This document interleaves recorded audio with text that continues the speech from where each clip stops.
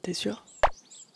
Bon, on se retrouve aujourd'hui pour une audience un peu particulière parce que personne n'avait rien demandé à la coccinelle à 7 points et pourtant elle aimerait être reconnue comme une dangereuse criminelle. Elle dit en avoir plein les ailes d'être prise pour une gentille petite bête inoffensive et aimerait que je rétablisse la vérité. Alors allons-y. La coccinelle est un coléoptère, c'est-à-dire qu'elle fait partie de cet immense ordre d'insectes dont la première paire d'ailes est rigide, on les appelle les élytres. Il existe plus d'une centaine d'espèces de coccinelles en métropole et la coccinelle à 7 points est une des plus grosses et des plus communes. Son nom latin est très clair, il signifie littéralement la petite rouge à 7 points. Le nombre de points aide parfois à déterminer l'espèce, mais ça fonctionne pas toujours. Celle-là ou encore toutes celles-là, ce sont plusieurs formes d'une seule et même espèce, la coccinelle asiatique. La coccinelle à 7 points est quant à elle plutôt facile à identifier. Elle est rouge ou orangée, elle mesure 6,5 à 8 mm, possède 7 taches noires dont une fusionnée à la jonction des deux élytres et 2 taches blanches à l'avant du pronotum. Mais avant de ressembler à ça, la coccinelle passe par une phase beaucoup plus sombre. Vous avez peut-être déjà vu ces drôles d'insectes avec leurs pics noirs, ce sont en fait les 4 stades larvaires de la coccinelle à 7 points. Cette adolescence dure 1 à 4 semaines et se conclut par la transformation en nymphe, immobile, qui permettra la métamorphose de la coccinelle sous la forme rondouillette qu'on lui connaît bien et qui nous laisse penser à tort que c'est une petite créature inoffensive. Il n'en est rien, puisqu'à partir des derniers stades larvaires et au stade adulte, la bête à bon Dieu massacre plus d'une centaine de proies quotidiennement. Essentiellement des pucerons, mais aussi des cochenilles et autres insectes à corps mou. Elle les repère littéralement grâce à l'odeur de leur peur, puisqu'elle est attirée par la phéromone d'alarme que les pucerons libèrent pour alerter leurs congénères quand ils perçoivent une menace. Ma cliente est donc une sanguinaire sous couverture. Cette nature vorace a été mise à profit par l'humain puisqu'entre les années 50 et 70, on l'a déplacée de ses régions natales, l'Europe, l'Afrique du Nord et l'Asie, pour l'introduire dans d'autres parties du globe afin de lutter contre les pucerons. On a fait la même chose avec la coccinelle asiatique, introduite volontairement depuis l'Asie en Europe dans les années 90. Sauf que la voracité des coccinelles ne s'arrête pas aux pucerons. Quand les proies viennent à manquer, les larves mangent volontiers d'autres larves de coccinelles. Mais alors que notre coccinelle à 7 points attaque sans distinction des larves d'espèces différentes et des larves de sa propre espèce, la coccinelle asiatique, elle, attaque principalement des individus d'autres espèces. Elle est aussi plus efficace en combat et plus agressive, ce qui lui permet d'évincer progressivement la coccinelle à 7 points dans les endroits où ces deux espèces coexistent. Bon, donc les coccinelles sont les bourreaux des pucerons et quand il n'y en a plus, elles s'entretuent, mais qui prédate les coccinelles ? Eh ben, pas grand monde, parce qu'elles ont des moyens de défense assez efficaces, comme leur couleur vive qu'on appelle aposématique et qui envoie le message « Attention, je suis toxique ». Mais c'est pas juste du bluff, parce que les coccinelles sont vraiment toxiques. La coccinelle à 7 points produit des alcaloïdes amers et irritants qu'elle expulse avec son hémolymphe si elle se sent menacée. Ça marche bien, sauf qu'il y a une petite guêpe qui utilise l'odeur de ces alcaloïdes pour repérer les coccinelles à 7 points et pondre à l'intérieur d'elles. Elle transmet en même temps un virus qui va paralyser la coccinelle, ce qui fait que quand la larve en sort et tisse son cocon sous ses pattes, elle se retrouve protégée par son otage qui ne peut plus bouger. Ce qui est assez cocasse parce que la coccinelle ne protège pas du tout ses propres larves. Chaque mâle et chaque femelle s'accouplent avec plusieurs partenaires, après quoi la femelle pondra des centaines d'œufs au total, mais rarement plus de 15 au même endroit. Ça permettrait d'éviter qu'il y ait trop de compétition entre les larves, parce que rappelez-vous, elles s'entretuent. Et puis,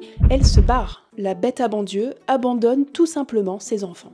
Avant l'hiver, les coccinelles à 7 points font des réserves graisseuses et quand le froid arrive, elles se regroupent dans des zones abritées en libérant un signal chimique qui attire d'autres coccinelles. Cette agglutination crée un microclimat favorable en réduisant les pertes de chaleur et d'humidité. Les coccinelles passent l'hiver ainsi, en diapause, sans manger, elles vivent sur leurs réserves grâce à un métabolisme très ralenti. Si elles survivent à l'hiver, les coccinelles à 7 points peuvent vivre 2 ans, sinon c'est plutôt 1 an. Et au printemps, elles reprennent du service dans les jardins, les champs, les buissons. En fait, on les trouve partout où il y a assez de proies pour les nourrir. Si la coccinelle à 7 points fait les affaires de certains pans de l'agriculture, elle n'arrange pas les vignerons puisque sa présence, à raison d'1 ou 2 coccinelles seulement par kilo de raisin, donne au vin un goût de terre, de poivron vert, d'asperges ou de cacahuètes. C'est ce qu'on appelle le ladybug taint. Les mesures de prévention ou de traitement des vins contaminés peuvent coûter une fortune aux producteurs. Donc pour résumer, la coccinelle est un petit prédateur certes mignon, mais aussi sanguinaire, cannibale et qui n'a que faire de sa descendance. Bisous!